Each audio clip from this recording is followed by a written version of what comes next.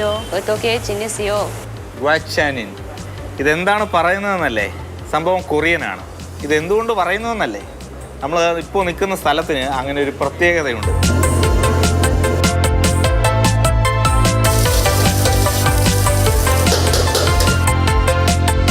Korean സിനിമയ്ക്കും ഫാഷനും മാത്രമല്ല, Korean ഭക്ഷണത്തിനും തിരുവനന്തപുരത്ത് ആരാധകർ ഒരുപാടുണ്ട്.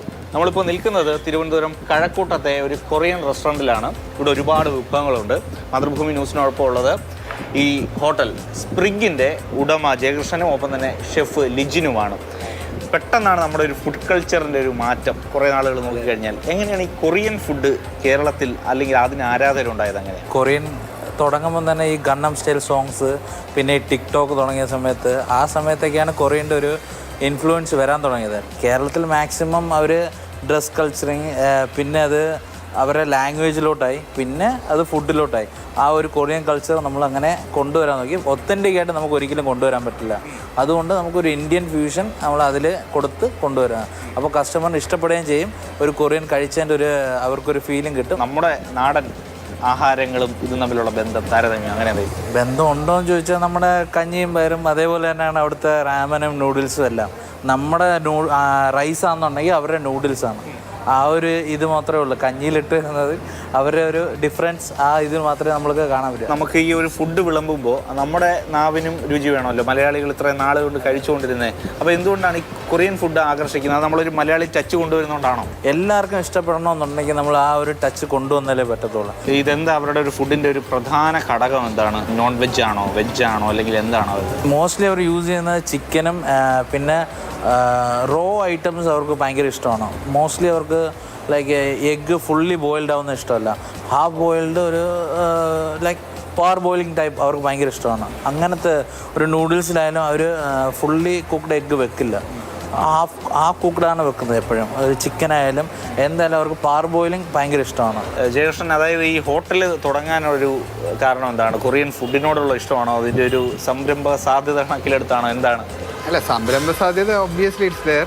കൊറിയൻ ജാപ്പനീസ് ഫുഡ് രീതി എന്ന് പറയുന്നത് അവരെപ്പോഴും ഇപ്പോൾ ഒരു റാമൻ നൂഡിൽ അല്ലെങ്കിൽ ഒരു റൈസ് നൂഡിൽ സൂപ്പ് ബോൾ എടുക്കുകയാണെന്നുണ്ടെങ്കിൽ അതിനകത്ത് അവരുടെ ഒരു ബേസ് കണ്ടൻറ്റ് എന്ന് പറയുന്നത് ഒരു ചിക്കൻ സൂപ്പായിരിക്കും.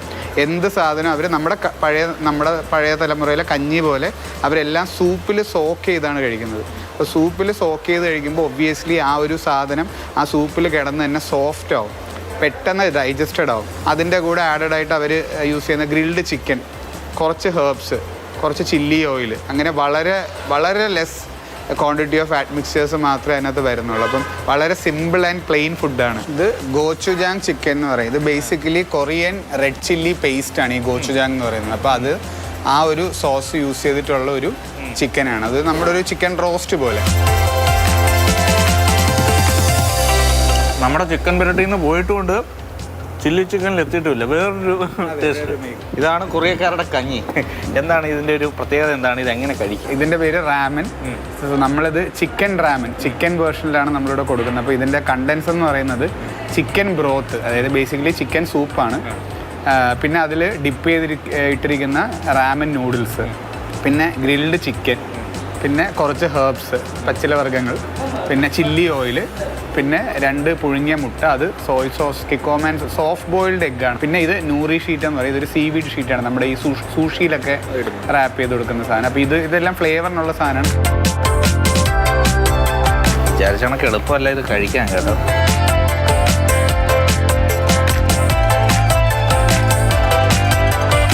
ഒരു രാജ്യം അതിൻ്റെ ഫുഡും സംസ്കാരമൊക്കെ എങ്ങനെ മാർക്കറ്റ് ചെയ്യുന്നു എന്നതിൻ്റെ ഉത്തമ ഉദാഹരണമാണ് നമ്മൾ ഇപ്പോൾ ഈ തിരുവനന്തപുരത്തിരുന്ന് കഴിക്കുന്ന റാമൻ നൂഡിൽസ്. നല്ല കൊറിയൻ ഫുഡ് കഴിക്കണമെങ്കിൽ കഴക്കൂട്ടത്തെ സ്പ്രിഗിലേക്ക് വരാം. പ്രേം ശശിക്കൊപ്പം AK സ്റ്റെഫിൻ, മാതൃഭൂമി ന്യൂസ്, തിരുവനന്തപുരം.